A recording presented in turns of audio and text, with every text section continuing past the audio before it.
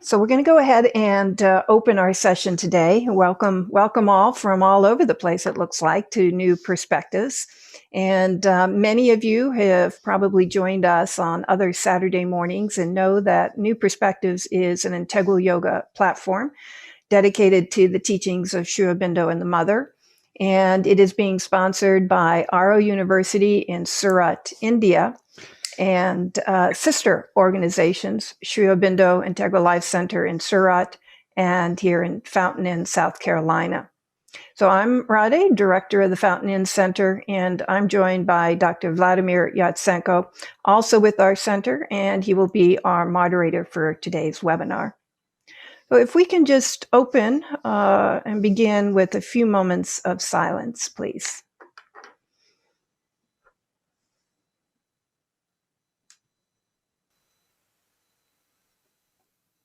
Thank you. So last week, Ulrich Morhoff, who is a physicist and philosopher of science, spoke on the intriguing topic, quantum mechanics and consciousness, referencing his scientific observations and findings to the teachings of Sri Aurobindo and the Mother.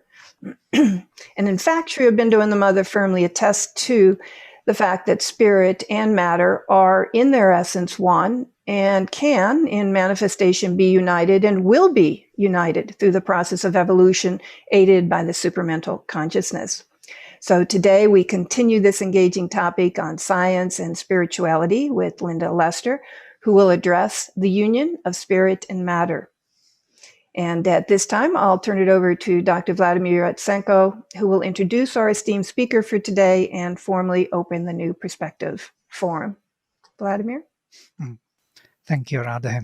Yes, we are very happy to have with us today Lynda Lester, who is a current director and former president of the Sri Aurobindo Association of America. She edited the Integral Yoga Journal Collaboration for 10 years and has given numerous presentations on yoga and consciousness around the US. She co-organized 2 Aum Integral Yoga conferences in Colorado, served on the board of Auroville International USA, and co-moderated the Integral Yoga Forum from 2000 till 2004. So the topic of today's presentation is fundamental for the Integral Yoga, that is the union of spirit and matter. It is the aim of Integral Yoga, which culminates in supramental manifestation, where heaven and earth become equal and one. Heaven Father and Earth Mother, they speaking in the language of the Veda, or Purusha and Prakriti of the Gita, or Ishvara and Shakti of the Tantra. Without him I exist not, says the Mother. Without me he is unmanifest. There are beautiful lines in Savitri from Secret Knowledge, which I would like to quote here before we start our session. This whole wide world is only he and she. This is the knot that ties together the stars. The two who are one are the secret of all power. The two who are one are the might and right in things. His soul, silent, supports the world and her. His acts are her commandments' registers. Happy, inert, he lies beneath her feet. His breast he offers for her cosmic dance, of which our lives are the quivering theatre, and none could bear but for his strength within. Yet none would leave because of his delight. So with these words, I invite Lynda to address the audience. Please, Lynda. Oh my gosh. That was just so great, Vladimir. That was just like a real consciousness changer. Could listen to that forever. Thank you very much for that wonderful introduction. And want to give a big thank you to you and Rade and the La Grace Sri Aurobindo Center for the opportunity to present today. Because, New Perspectives is such a terrific series, and there's been so many wonderful speakers and topics. So I really feel honored to participate. So, okay, let me do a little screen share here. All righty. And there we go. Yay. First, can you hear me okay? Mic is working? Yeah? Yep, it's good. Yes. All right, so as Vladimir said, the name of this presentation is The Union of Spirit and Matter, Science, Consciousness, and a Life Divine. And I thought I would start out by noting that through the ages, spirit and matter have been seen as absolute opposites. Spirit, of course, as ethereal and ineffable and immaterial, and matter, on the other hand, as objective, solid, and obvious. And both have been thought to be the ultimate reality. Both have inspired humanity, and the chasm between them has been called unbridgeable. But Sri Aurobindo and Mira Alfassa, whom we know as the mother, thought otherwise. And for anyone who's new to integral yoga, they were, of course, two great spiritual leaders of the 20th century. And their ideal was to join the heights and the depths together to bring about a spiritual transformation here on Earth in the conditions of the material universe. And this, this would not be, like a change of life into something purely subtle, where once we're realized, we ascend into light bodies and leave the disappear from the physical plane. This would be rather an integral transformation that would not cast away the energies of matter and its capacities, but bring out its hidden possibilities and innate divinity, so that the spiritual summits and the material base of existence would be united in a life divine on Earth. And of course, when I was in the 8th grade, I'd never heard of Sri Aurobindo and the Mother. That's a long, long time ago. But that's actually when I first noticed the equal and opposite pull of spirit and matter. So I was interested in religion, but it was clear to me that if I were to really take it seriously, I should devote myself completely to God and not go to what were then called boy-girl dances at school. And that's what we actually used to look like, which I saw them as frivolous and unspiritual and ungodly. Rather, I should give up the pomps and vanities of worldly life and become some kind of nun. Well, as you can imagine, I didn't renounce the world, and I did go to the dances, right? Okay. A few years later, though, nevertheless, later on, I did begin exploring spiritual consciousness. And I found that the more I did, the more I felt its bliss and radiance and beauty, its light, its power. And these are real experiences that you have, when you're in those spiritual states. The more I felt those states, the flatter and more pitiful and generally unacceptable the outer world seemed to be in comparison. Okay, but then again, on the other hand, after years of spiritual experience and integral yoga, and after decades trying with all my heart to open myself to transformation of the outer nature, here you see me obviously getting older, I began to notice that when I was in the outer physical consciousness, spiritual reality still seemed distant from the material world. And transformation seemed as far away as it did when I first began, and a lot harder than I thought it was going to be. And that's when I began to understand why the saints and sages of old believed that matter is incorrigible, cannot be spiritualized. So the thing to do is just head for nirvana, escape matter, stop reincarnating, okay? And I didn't believe it. I don't believe it because I've had firsthand experience to the contrary. And I've read Mother's experiences with the yoga of matter. But faced with what sometimes seemed like the impossibility of transformation and the difficulty of uniting spirit and matter, I began to understand that side of the argument only too well.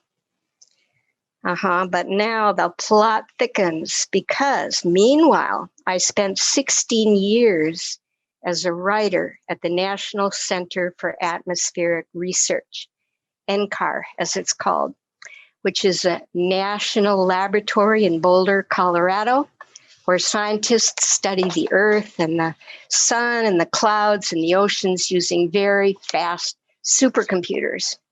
So my friends and colleagues, there they are, there's some of them. They had advanced degrees in math and physics, chemical engineering, computer science. And can you see me in there? You see me? Yeah, there I am. And they constantly laughed at me when I talked about, higher consciousness in quotes, which to them was some spaced out hippie dogma. And, that was pretty much to be expected because, first of all, as many of us have found in our explorations of consciousness, by default, humans always associate the real with the materially perceptible. Our physical senses can't perceive anything immaterial, although we have other senses that can. But second of all, at a place like NCAR, it's not the world within, but the world without that matters, okay?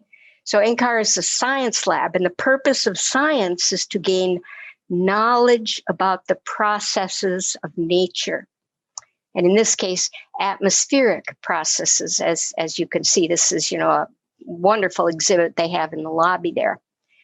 So what's important here is to measure and analyze data, to develop testable hypotheses and make accurate predictions, to conduct experiments and share results with other scientists who replicate those results, or challenge them if they're wrong or incomplete. And of course, to use mathematical tools to quantify and solve problems. Actually, I took all these photos. This is the kind of stuff they talk about at lunch at NCAR. I kid you not. So, all right. We know that this objective, empirical, methodical approach to knowledge is called the scientific method. And it's fostered an age of rationality and brought tremendous technological progress to society and resulted in untold benefits to humanity. It's also resulted in a materialistic way of thinking that, due to its tremendous success in widening our understanding, has spread through much of the world and strongly shaped the modern mind. Okay, now it's important to remember that when this way of thinking first appeared in Europe in the 1600s, it was revolutionary. Religion was the sole arbiter of truth, and people were tried for heresy for saying that the earth moved around the sun. And I see someone raise their hand. I think probably what we'll do is we'll take the questions at the end, if that's all right. Okay. Yeah, and Lynda, if I can just mention too, anybody that has a question, instead of raising your hand, there's a little Q&A box there at the bottom. So just type your question in there for Lynda's viewing later. Thank you. So you say back in the 1600s, you say that the earth revolves around the sun. You get tried for heresy. Okay, so Sri Aurobindo said that Oh, I forgot where I was. Now I remember where I was. Sri Aurobindo says that the brief period of rationalistic materialism we've been going through has helped humanity a great deal. Okay, why? It swept away irrational dogmas, perverting superstitions, and misleading imaginations. Knowledge, he says, should be based on a clean, pure, and disciplined intellect. And as human consciousness evolves towards higher levels, he says, it's necessary sometimes to return to sensible fact, to the concrete realities of the physical world. And he says, it even may be that the supraphysical can only be really mastered in its fullness when we keep our feet firmly on the physical. The wider we extend and the surer we make our knowledge of the physical world, the wider and surer becomes the foundation for even the highest spiritual knowledge. Okay? But it's interesting. I find it interesting that he calls this a brief period of rationalistic materialism. So if that's true, and if the materialistic paradigm is not the sole truth of things, certain anomalies and contradictions may start showing up to suggest that this view, while valid for certain purposes, may not be the complete picture. And this indeed has been the case starting around the end of the 19th century. So at that time, scientists had a picture of the universe they thought was nearly complete, and it was based on the laws of motion, electromagnetism, and thermodynamics. And in this view, all things are made of matter. All things that happen are the result of physical interactions. Reality is objective, and it's out there. And mind and consciousness are irrelevant. Okay, then in 1905, you know what happened. Einstein revolutionized the understanding of matter, energy, space, and time with his theory of special relativity. And he showed that mass, the very substance of an object, is equivalent to energy, and that space and time are elastic depending on your point of view. So this was the first scientific indication that physical reality depends in some way on the observer.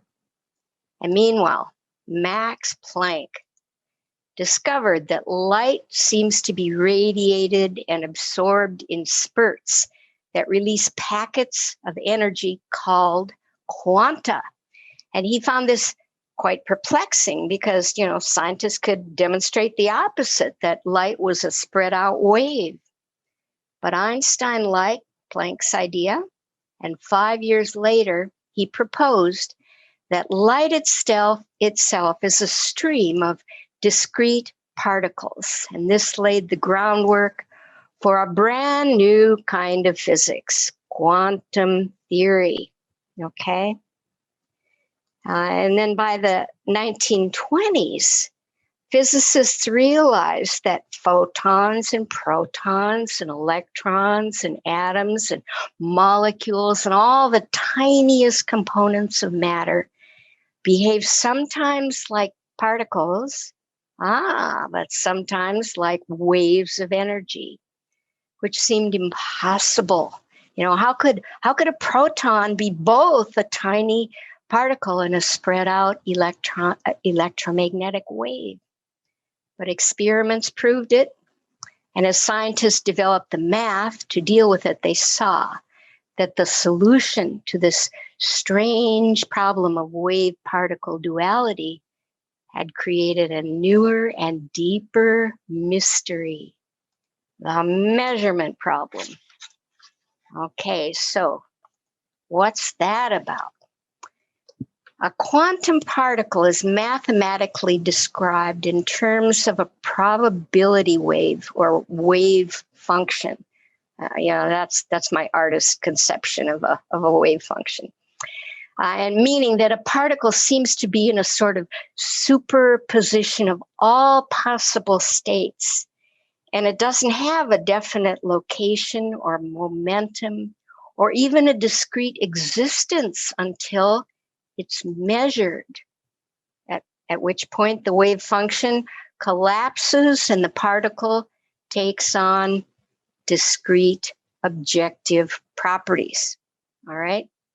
So nobody's ever been able to figure out how this transition from probability to concrete reality takes place exactly, but in some way, the observer, the person who designs and conducts the experiment, who takes the measurement, seems to play a key role in bringing fuzzy quantum particles into structured form.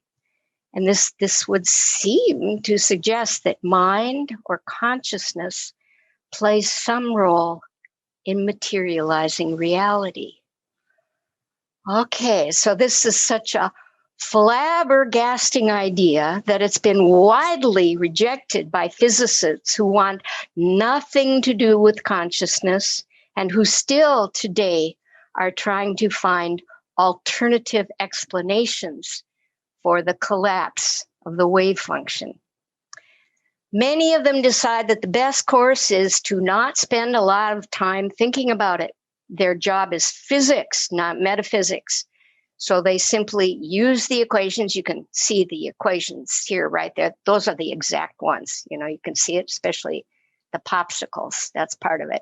Anyway, they use the equations which work, and they just concentrate on the pragmatic results. And this approach is described as shut up and calculate. So, okay. But meanwhile, there's yet another revelation that comes from quantum theory. And this one is the most mind-boggling of all.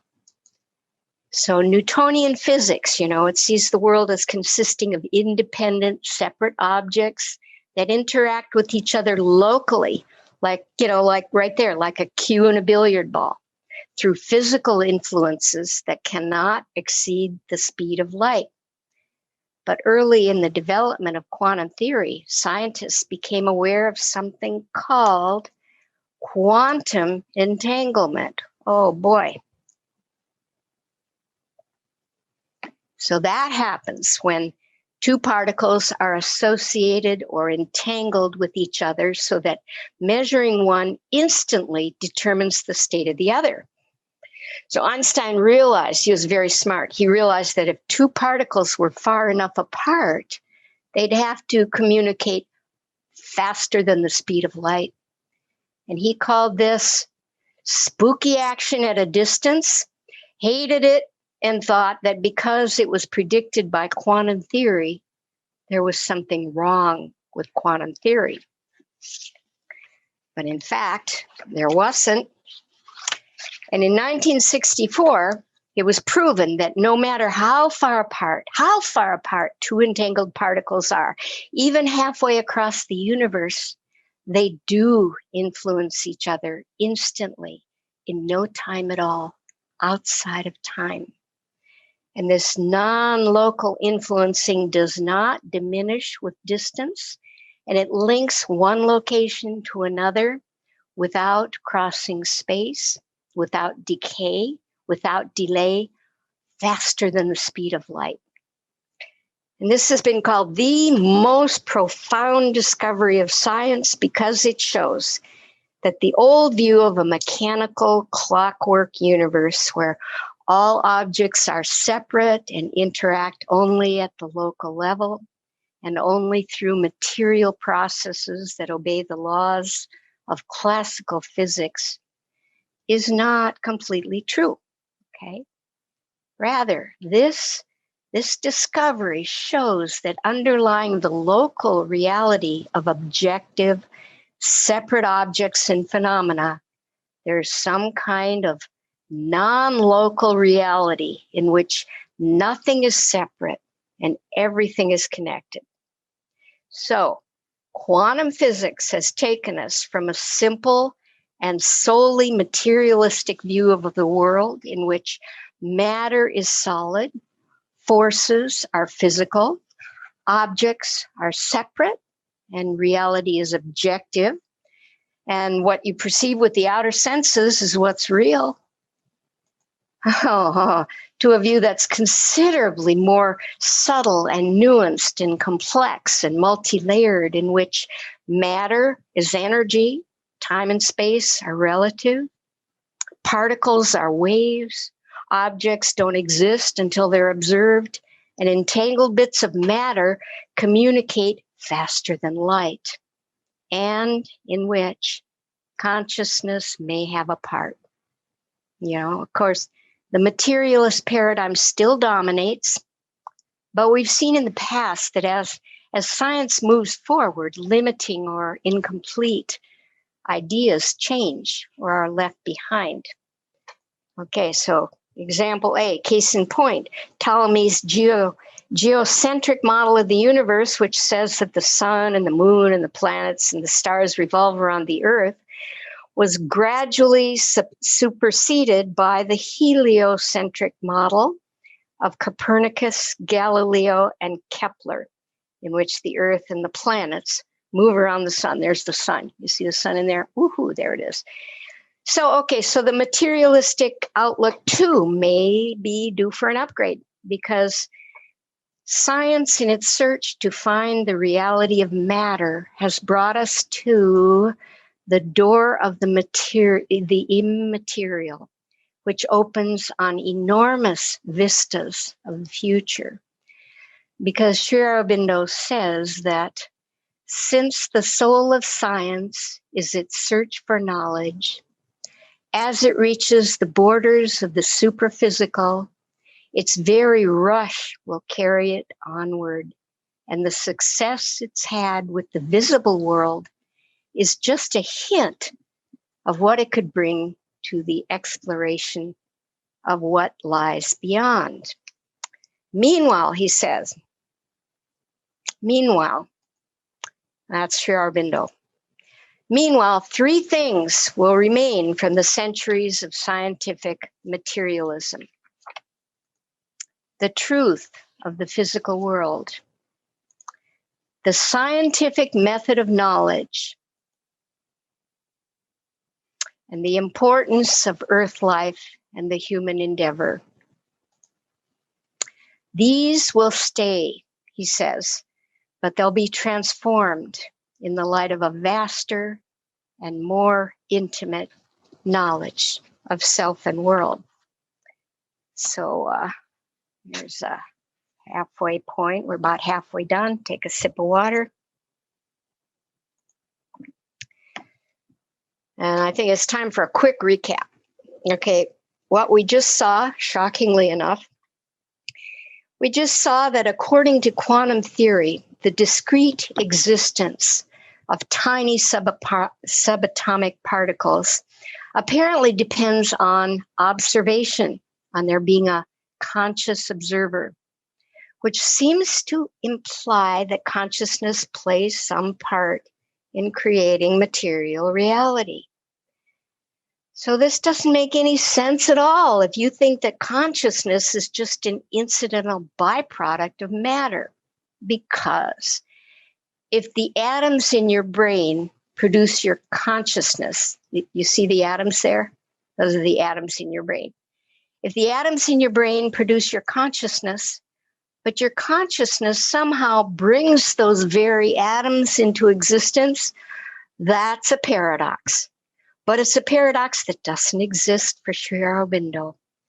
He draws from the wisdom of the East and of yoga, which is its own kind of science. And he says that behind and beyond the appearances of the universe, and involved in every particle of the universe, there's an omnipresent reality, which is at once an unknowable, indefinable, featureless absolute, and the source of all things and determinations. And this omnipresent reality puts forth the structures and the processes of the universe by the power, you could say, by the power of its consciousness, which is the fundamental thing in existence.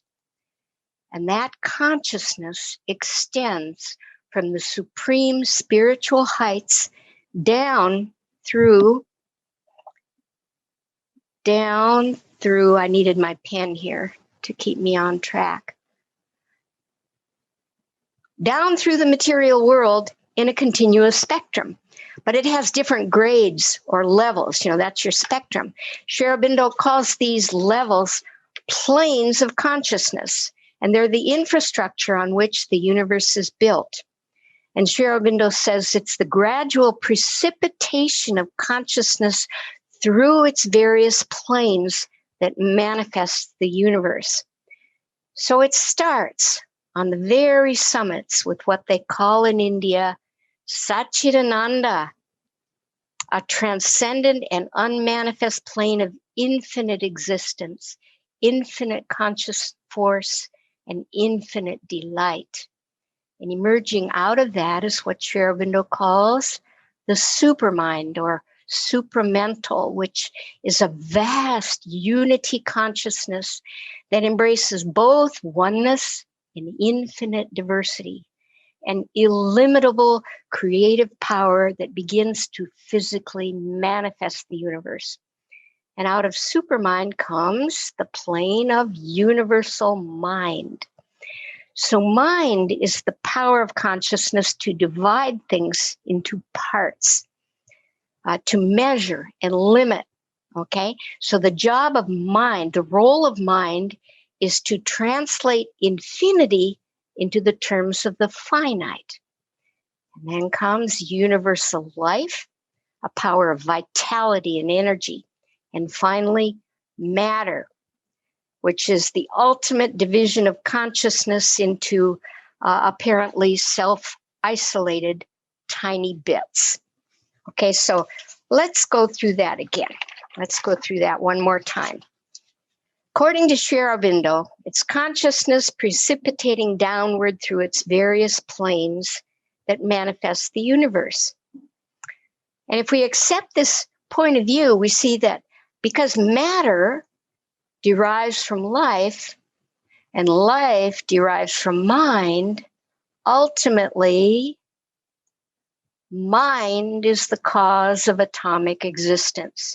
Not your mind or my mind or any individual human mind, but universal mind, which is, it's an entire plane of consciousness, a neighborhood of reality, a cosmic condition.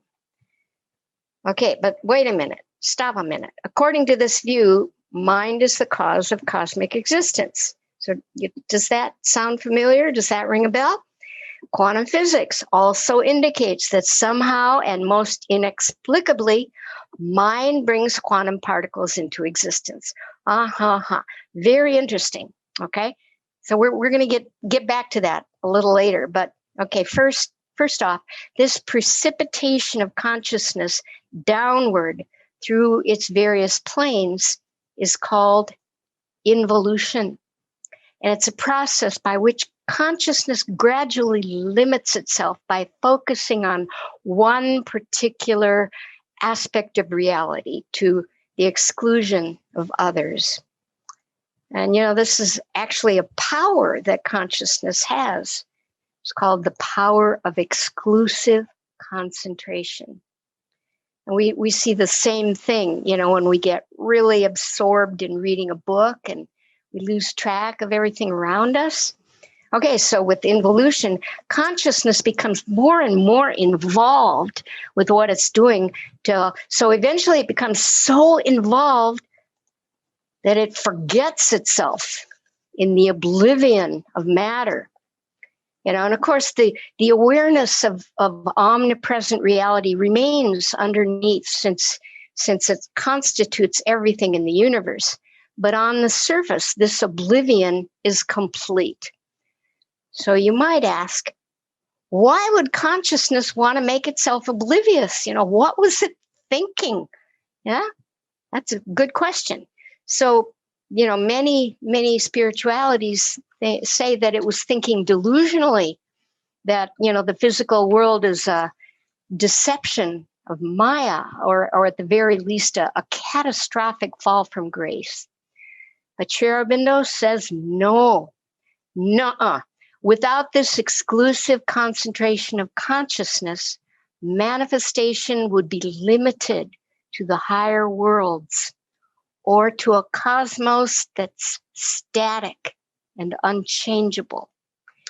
Involution was necessary. It was the necessary basis for individuation, to protect the individual from the largeness of infinity, so that behind that defense, an individuality could be worked out in time and space, in order that consciousness, which in its highest nature is one with infinite existence and infinite delight, could realize that delight not just in the undifferentiated supercosmic realms, but cosmically and individually, in an infinite multiplicity, in an endless infinitude of qualities and relationships, so that it could experience delight to the smallest and most precise degree. Fine-grained delight, objectified and intimate and endlessly varied and particular. A dynamic delight of becoming that cannot be experienced in the transcendent beyond. There is a purpose to the universe, Sri Aurobindo says, and that purpose is to materialize delight.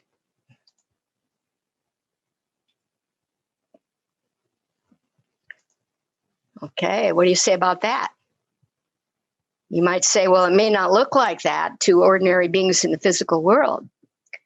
And there's a reason for that. First, because due to that exclusive concentration of consciousness we talked about a minute ago, in our surface awareness, we're unaware that in the true nature, we are the infinite consciousness. And of course, the remedy for that is to become aware of who we really are, which is the reason we do yoga, right? But second of all, this materialization of delight is a long cosmic unfolding, and it's not yet complete. You look around at the world today, that's obvious. But on the other hand, this very unfolding is its own kind of delight. Because Sri Aurobindo says there's a joy that's impossible in the higher planes, the joy of discovery, which is one of the greatest joys of conscious being. Like, why do we watch a TV series like WandaVision? Okay, maybe I should say, why do I watch a TV series like WandaVision? Well, first of all, I love superhero movies, but this one presents us with a mystery, a great mystery. Why is a Marvel superhero with what is a Marvel superhero with superpowers doing in a campy, hilarious 1950s sitcom? Strange and unexpected things, developments, weird stuff is happening every week. We want to know why.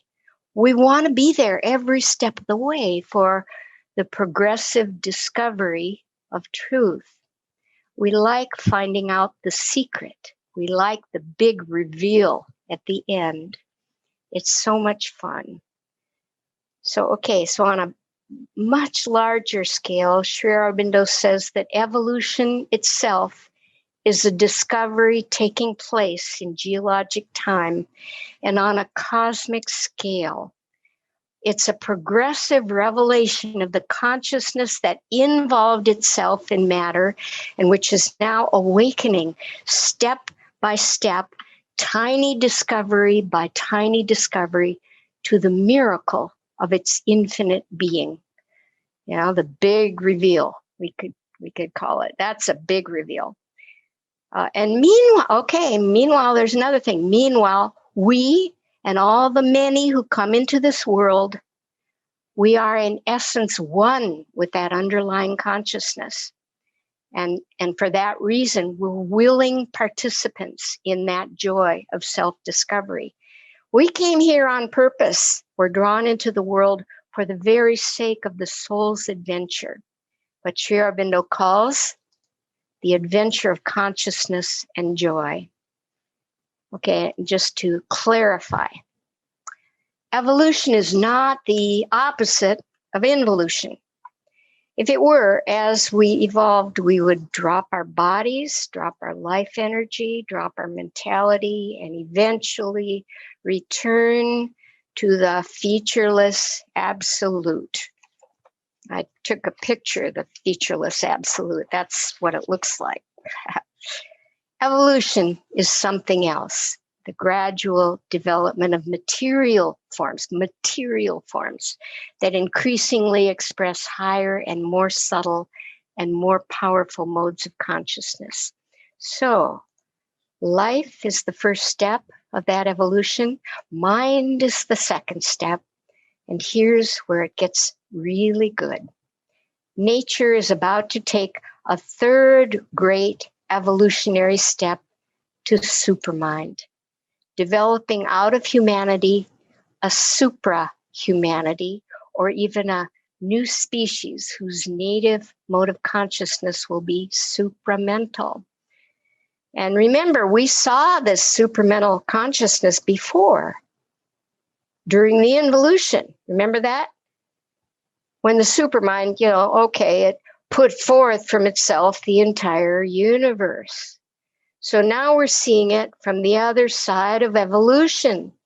And this is totally mind-boggling because it means that those who make the evolutionary transition will possess that supramental consciousness while materially embodied, okay?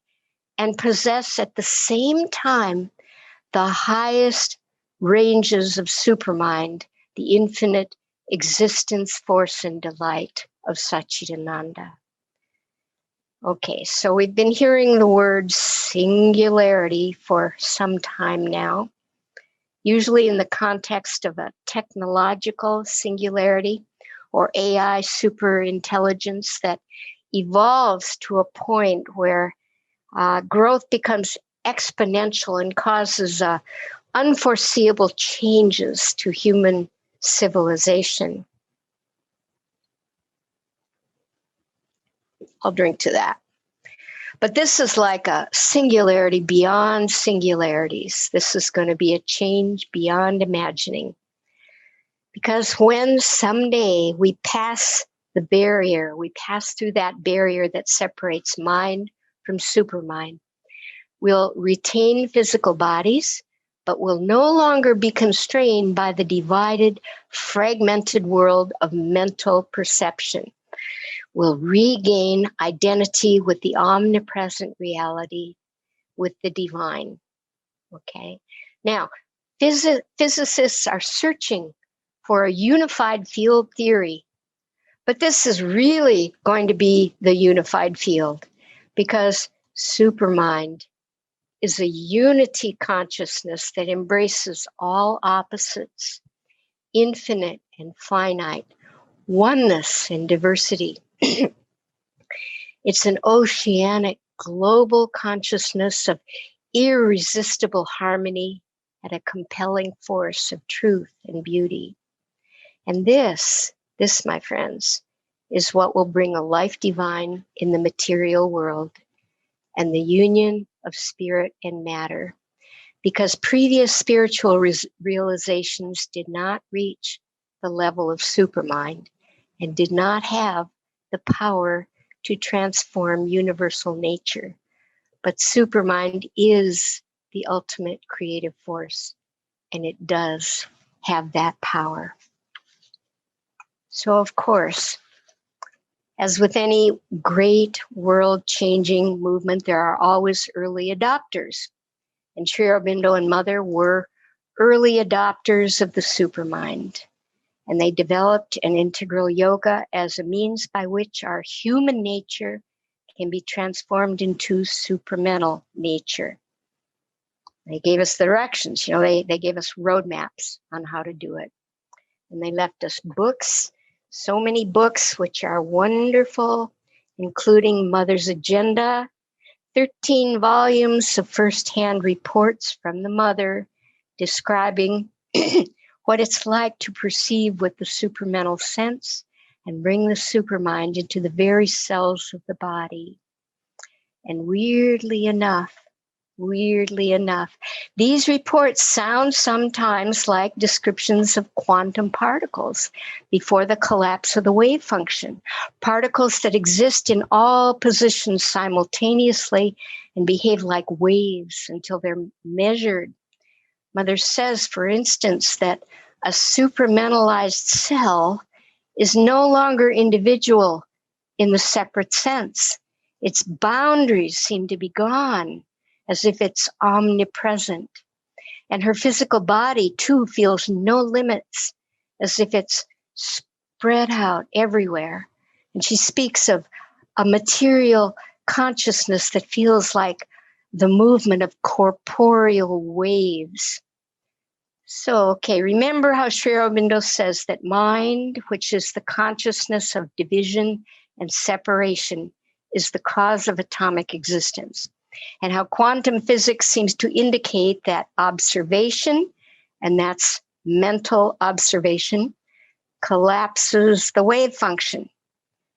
So I just wonder if supermind, the supramental consciousness, which differentiates without dividing and expresses multiple points within an indissoluble oneness, perceives matter in more of a wave-like form, or perhaps supramentalized matter behaves differently than mentalized matter. Okay? Food for thought. In fact, Mother says that as matter wakens to the supermind, as matter is permeated by the supermind, it develops new qualities of fluidity, subtlety, penetrability, suppleness, much less rigidity of form. And that's not so hard to remember, to imagine, when you remember that matter by itself is inert and unmoving, but matter infused by life can breathe and run and experience. And matter infused by life and mind starts to attain all kinds of masteries. And you know who that is? That's Simone Biles, in the Olympics. She's just amazing. So matter infused by life, mind, and supermind will bring untold new possibilities to the physical body, as we'll see in just another minute. But another thing, here's another thing. Mother also talks about she talks about perceiving a kind of material mesh enveloping the earth. She's experienced this, that connects all events, and it links them and makes them interdependent. And she says, if you've got a power over part of this mesh, you can change a whole range of circumstances, which in appearance are unrelated. So Einstein might call this spooky action at a distance, but it sounds like non-locality and quantum entanglement to me.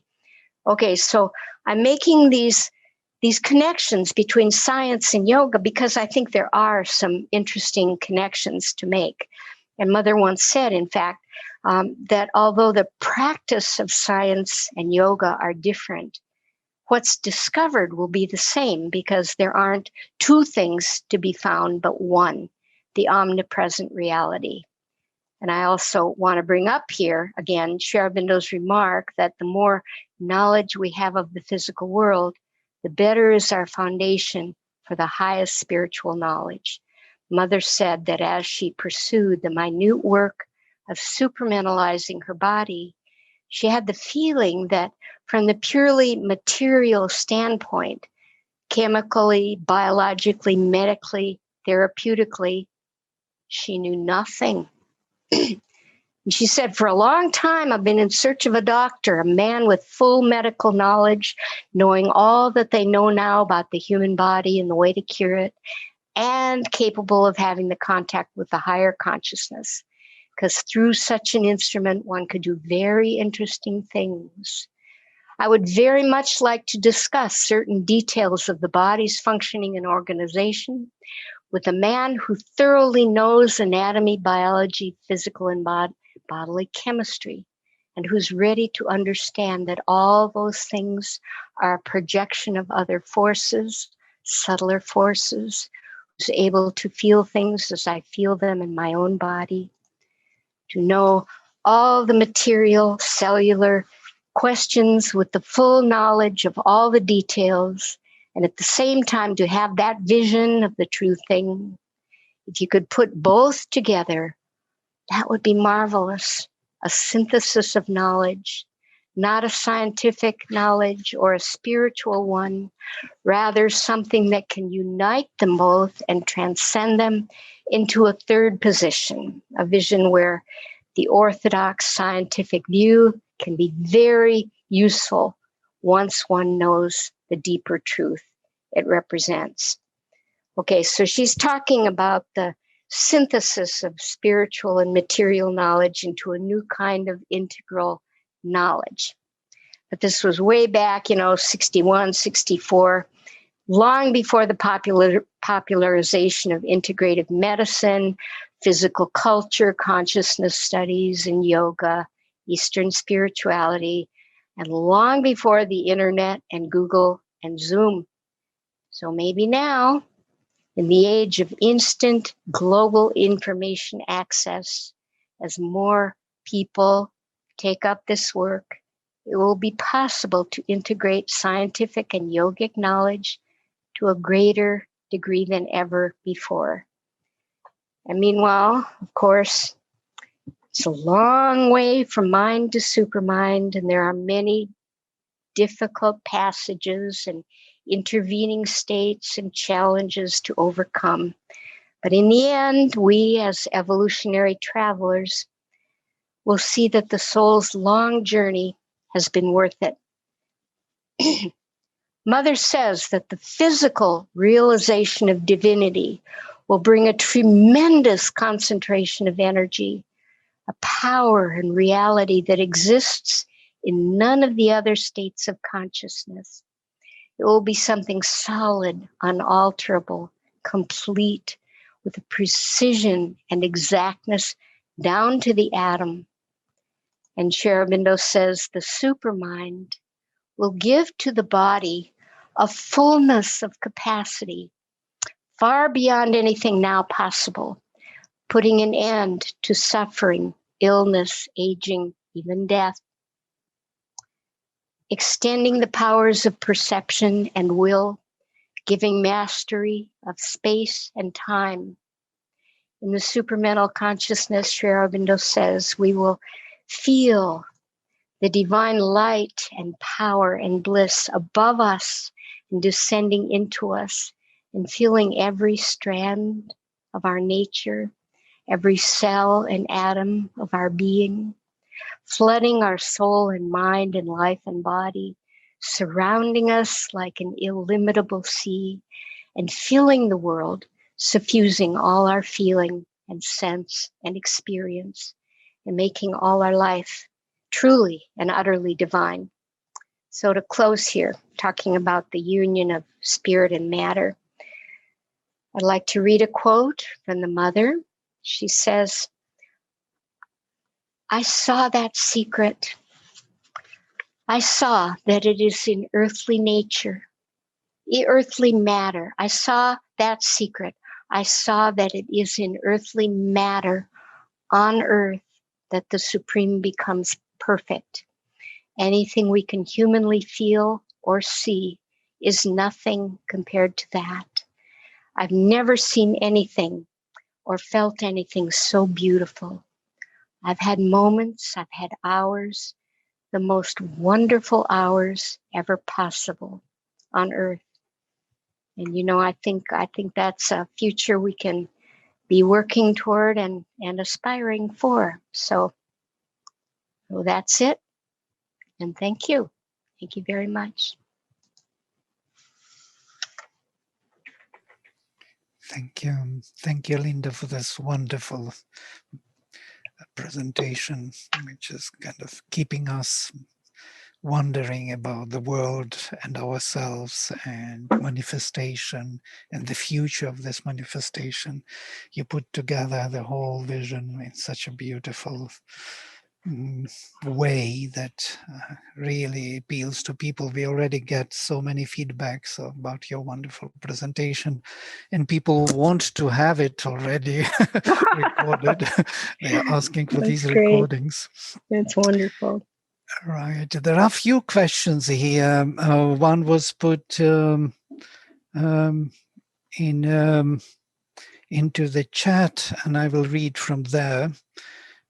And that is, it was removed already. I think maybe this is it. Here it is. You found yes. it? Okay. So can we say that mind divides and supermind unites? Yeah.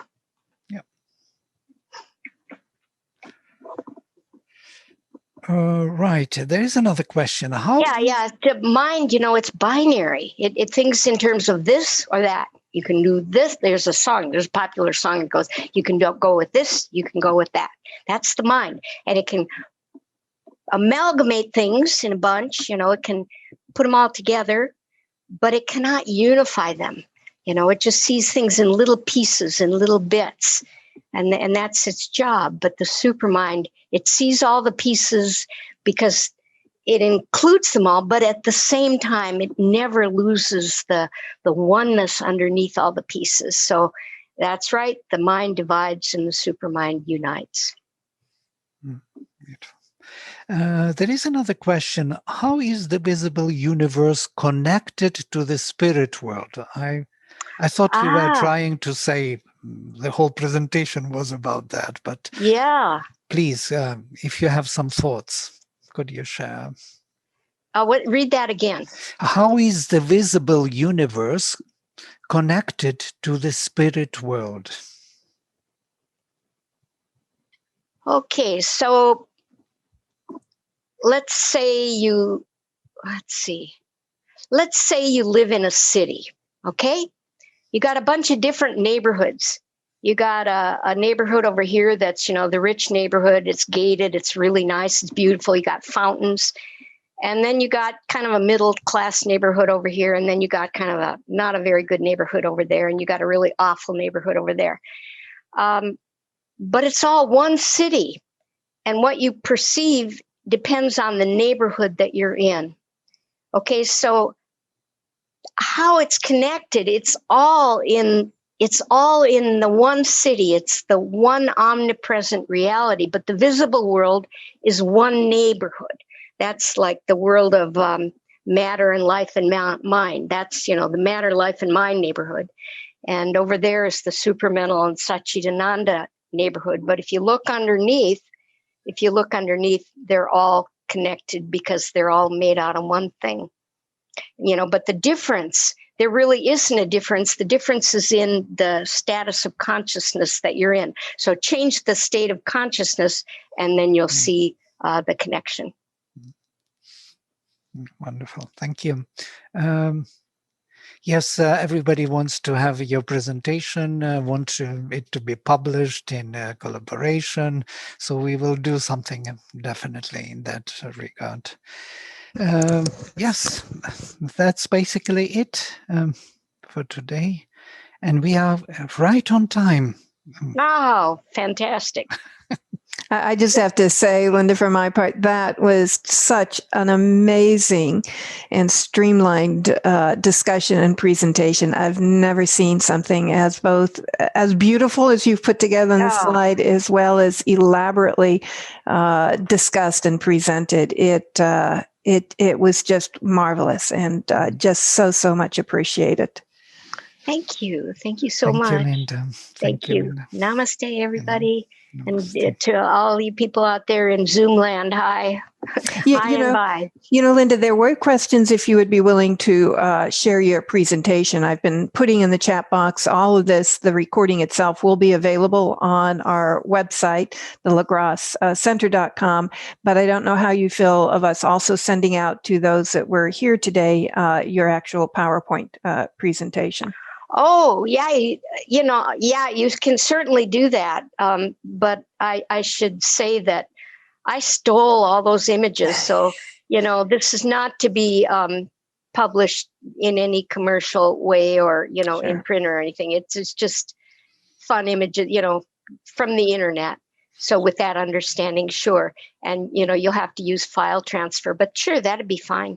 Yeah. Perfect. So all those that have attended today or registered, we'll send out both the link to the recording and a copy of the PowerPoint. Oh, that'd be great. Thank you. Thank you so much. Thank you, everybody. Take care. Namaste. Love to be here. Bye-bye. Bye. Bye-bye.